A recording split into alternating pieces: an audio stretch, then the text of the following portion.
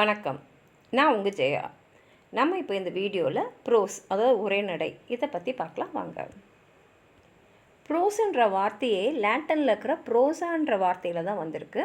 ப்ரோஸானா straight forward, அதாவது அப்படியே நேருக்கு நேராக சொல்கிறது தான் நம்ம ஸ்ட்ரெயிட் ஃபார்வர்டுன்னு சொல்கிறோம். அதனால உரைநடை, அதாவது ப்ரோஸ்னால் ஒரு டைரெக்டாக ப்ளெயினாக இருக்கக்கூடிய ஒரு லாங்குவேஜ். தினந்தோறும் நம்ம ஒருத்தர் ஒரு விஷயத்தை பரிமாறிக்கும் போது, கம்யூனிகேட் பண்ணும்போது நம்ம எந்த மொழியை உபயோகப்படுத்துகிறோமோ அதுதான் ப்ரோஸ். இதில் மீட்டரு, ரைம் ஸ்கீம் அந்த மாதிரிலாம் போய்ட்டில் இருக்கிற மாதிரிலாம் இல்லை. நேச்சுரலாக நம்ம எப்படி பேசுவோமோ அதில் கிராமர் கூட பார்த்திங்கன்னா சாதாரண கிராமர் தான். இலக்கணம் இருக்குது இதுக்கு. ஆனால் கடினமான இலக்கணமாக இல்லாமல் நம்ம பேசுகிறது அடுத்தவங்களுக்கு புரியணும். இப்போ நம்ம பேசுகிறதோட பொருள் நமக்கு விளங்கணும், அவ்வளோதான். இப்போ இதில் பார்த்திங்கன்னா இயற்கையாக நம்ம எப்படி பேசுகிறோமோ அது அமைஞ்சது தான். அதே மாதிரி இலக்கணமும் பார்த்திங்கன்னா பேசிக் தான். இதில் இருக்கக்கூடியதுன்னு பார்த்திங்கன்னா வெறும் பேராகிராஃப்ஸும் சென்டென்ஸும் தான். நம்ம ஏதாவது ஒரு விஷயத்த சொல்ல போகிறோம், நம்ம மனசில் இருக்கிற ஒரு எண்ணத்தை, ஒரு கதையை, இல்லை ஏதோ ஒரு விஷயத்தை ஒரு லாஜிக்கலாக டைரெக்டாக சொல்கிறது தான் ப்ரோஸ். இப்போ நாவல், ஷார்ட் ஸ்டோரிஸ், எஸ்ஸேஸ், அப்புறம் ஜேர்னல்ஸில் வர ஆர்டிகல்ஸ் எல்லாமே லிட்ரரி ப்ரோஸ் கீழே தான் வரும். இப்போ இதோட முக்கியமான கேரக்டரிஸ்டிக்ஸ்னு பார்த்திங்கன்னா நேச்சுரல் லாங்குவேஜ், அதாவது தினந்தோறும் நம்ம உபயோகப்படுத்துகிற மொழியை தான் நம்ம ப்ரோஸ், உரைநடை அப்படின்னு சொல்கிறோம்.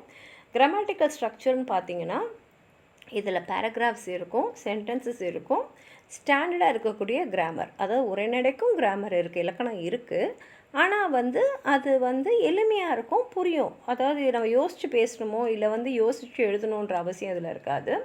அதே மாதிரி ஒரு பொயட்ரியில் இருக்கக்கூடிய மாதிரி இதில் ஸ்ட்ரிக்டாக இது ஒரு மீட்டரு, இந்த பேட்டர்னு, இந்த ரைம் ஸ்கீம் அந்த மாதிரிலாம் எதுவுமே கிடையாது. நம்ம சின்னதாக ஒரே ஒரு சொல்லில் கூட ஒரு சென்டென்ஸை சொல்லலாம், இல்லை ஒரே சென்டென்ஸை பெருசாக எடுத்தும் சொல்லலாம். நம்ம எண்ணத்தை வெளிப்படுத்தணும், அவ்வளோதான். ரெண்டாவது இதோட முக்கியமான விஷயம் என்னென்னா, நம்ம ஏதோ ஒரு செய்தியை சொல்லணும், இல்லைன்னா மற்றவங்களை என்டர்டெயின் பண்ணணும். முக்கியமாக எழுதும் போது அந்த படிக்கிறவங்கள ஒரு ஈர்க்கணும்.